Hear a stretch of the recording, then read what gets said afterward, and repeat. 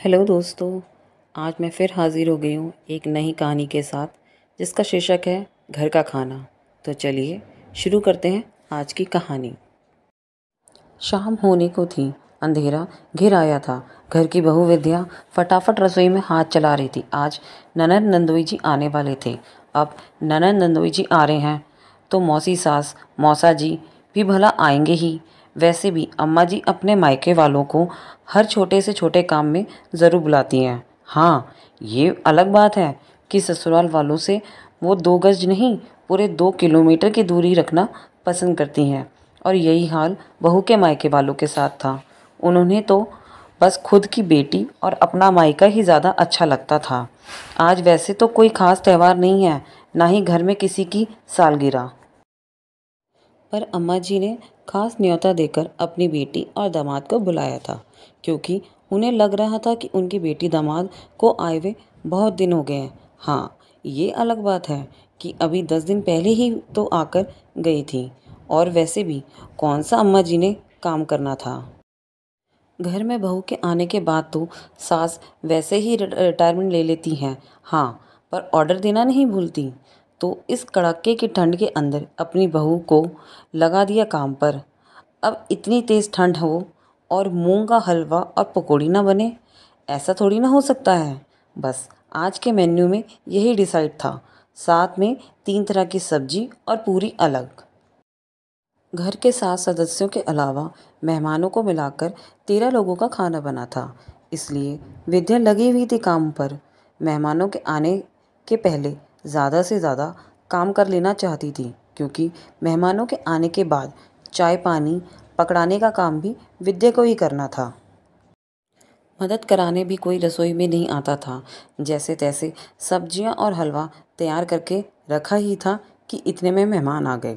फटाफट गैस पर चाय का पानी चढ़ाया और गिलास में पानी डालकर ट्रे में सजाकर मेहमानों के पास ले गई। पानी देखते ही ननद बोली, भाभी आपको इतना भी नहीं पता, बाहर कड़ाके की ठंड है, पानी कौन पिएगा, आप तो फटाफट चाय ले आओ। अपनी बेटी की बात सुनकर अम्मा जी भी बोली, अरे इतना सहूर तो खुद ही को होना चाहिए, पर इसे क्या पता कि आज बाहर कड़ाके की ठंड है। ये तो रसोई में आराम से काम कर रही है, इसे तो गर्माहट मिल रही है। हालत तो ठंड में हमारी ख़राब हो रही है। सुनकर एक बार तो विद्या को लगा कि जवाब दे दे कि अभी 10 दिन पहले भी ठंडी थी। तब वो सीधा चाय लेकर ही आई थी। तो यही ननद थी जो उस दिन भी उसे सहूर सिखा रही थी। और यहाँ अम्मा जी कितनी बड़ी गलतफहमी में हैं कि कड़ाके की ठंड में बहू तो गर्माहट में काम कर रही है। अरे यहाँ पानी में हाथ देने से सबकी हालत ख़राब हो जाती है। यहाँ रसोई में काम करते करते कितने ढेरों बर्तन निकलते हैं, कितनी बार सब्जियां धोनी पड़ती हैं। क्या उन सब के लिए गीज़र लगा रखा है। खैर, अपनी बात को अपने मन में ही रखकर विद्या वापस रसोई में आई। फटाफट चाय बनाकर सबको चाय पकड़ा आई और रसोई में आकर फटाफट बड़े चूल्हे पर बड़ी कढ़ाई तेल भरकर चढ़ा दी। फटाफट पूरी और पकौड़ी तलने लगी। पहले पुरुषों और बच्चों को बिठाया गया। अम्मा जी, मौसी जी और ननद मुनहार कर करा के उन्हें खिलाने लगी। मुनहार के नाम पर ज़बरदस्ती थाली में एक्स्ट्रा खाना डाले जा रही थी। जब पुरुष और बच्चे खाना खाकर उठे तो थाली में काफ़ी कुछ झूठन पड़ा हुआ था। उसके बाद बैठी महिलाएं, लेकिन उन महिलाओं में घर की बहू का नाम नहीं था। अम्मा जी बड़ी मुनहार कर करा के अपनी बेटी, बहन और भांजी को खाना परोस रही थी। और फिर वही हुआ, इनकी थाली में भी जूठन पड़ा हुआ था। मौसी जी अपने परिवार के साथ खाना खाकर रवाना हो गई, पर ननद और नंदोई अभी भी वहीं थे। अभी विद्या का खाना खाना बाकी था। इतने में अम्मा जी ने विद्या को आवाज़ लगाई, अरे बहू, थोड़ा खाना अपनी ननद के लिए भी बांध देना। कहाँ सास ससुर और देवर के लिए जाकर खाना बनाएगी। विद्या ने खाने के बर्तन खोलकर देखे तो खाना इतना बचा ही नहीं था। पर अब अम्मा जी बोल चुकी थी तो थोड़ा बहुत तो खाना पैक करना ही था। इसलिए थोड़ा थोड़ा अपने लिए निकाल कर बाकी का सामान उसने पैक कर दिया।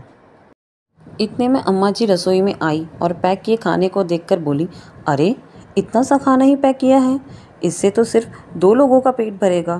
तुझे अंदाज़ा नहीं है क्या, या फिर पकवान अपने माँ बाप के लिए रख लिए? अम्मा जी की बात सुनकर विद्या बोली, नहीं अम्मा जी, खाना इतना बचा ही नहीं, ख़त्म हो गया है। अरे, इतने सारे लोगों का खाना बनाया था, ख़त्म कैसे हो गया? मेरे हाथों से तो कभी ख़त्म नहीं होता था। इतने में अम्मा की नज़र उस थाली पर पड़ी जिसमें विद्या ने अपने लिए थोड़ा थोड़ा खाना निकाल कर रखा था। उसे देखते ही अम्मा के माथे पर सिलवटें आ गईं और विद्या को डांटते हुए बोली, अलग से खाना क्यों निकाल रखा है? अम्मा जी, मैंने अभी तक खाना नहीं खाया है, तो मैंने अपने लिए खाना निकाल दिया और बाकी का पैक कर दिया। तेरे बाप के घर से लाई थी जो खाना निकाल कर अलग रख दिया? अरे, घर की बहू वो होती है जो अपने ससुराल वालों की इज्जत के लिए कुछ भी कर जाए। एक दिन दूध पीकर नहीं सो सकती थी?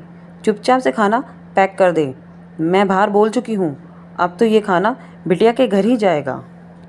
अम्मा जी की बात सुनकर विद्या हैरानी से अम्मा जी को देख रही थी।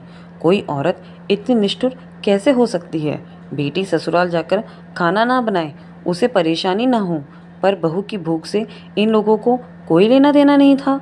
विद्या देखती ही रह गई और अम्मा जी ने वो थाली भी साफ कर पैक करा के दे दी। जब तक विद्या पूरी तरह से होश में आती, तब तक ननद रानी खाना लेके जा चुकी थी। पर विद्या उन लोगों में से नहीं थी जो चुपचाप रह जाए। बस उसने इस तरह के व्यवहार की उम्मीद नहीं की थी। घर के बाकी सदस्यों को तो पता भी नहीं था कि खाना ख़त्म हो चुका है। अम्मा जी तो थकावट का बहाना बनाकर अपने कमरे में जाकर आराम करने लग गई। अभी सब सोने की तैयारी कर ही रहे थे कि इतने में डोरबेल बजी। सब हैरान रह गए कि इस समय कौन आया होगा। खुद बुआ जी ने जाकर दरवाज़ा खोला तो सामने एक लड़का खड़ा था। उसने बुआ जी से कहा, मैं डिलीवरी बॉय हूँ, आपके घर से खाने का ऑर्डर था। उसकी बात सुनकर बाबूजी बोले, अरे, तुम्हें कोई गलतफहमी हुई होगी बेटा, हमारे घर से तो कोई ऑर्डर नहीं गया है।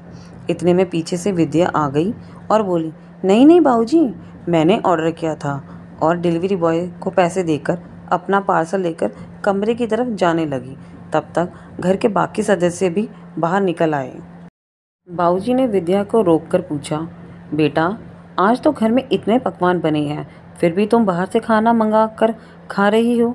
उसकी बात सुनकर विद्या ने अम्मा जी की तरफ देखते हुए कहा, हाँ बाबूजी, पकवान तो बने थे, पर घर की बहू के लिए नहीं थे।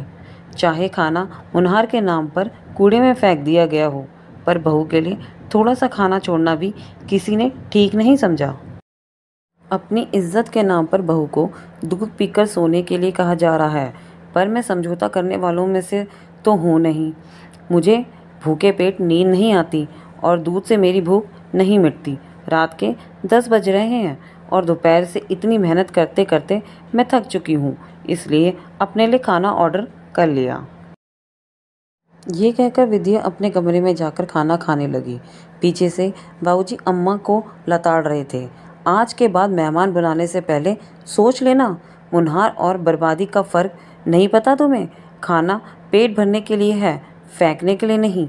कितना खाना तुमने मुनहार के नाम पर बर्बाद कर दिया। ऊपर से बेटी को ससुराल जाकर खाना ना बनाना पड़े, इसलिए बहू के हिस्से का खाना भी उसके लिए पैक कर दिया। अपनी बेटी के लिए खाना पैक करना ज़रूरी था क्या?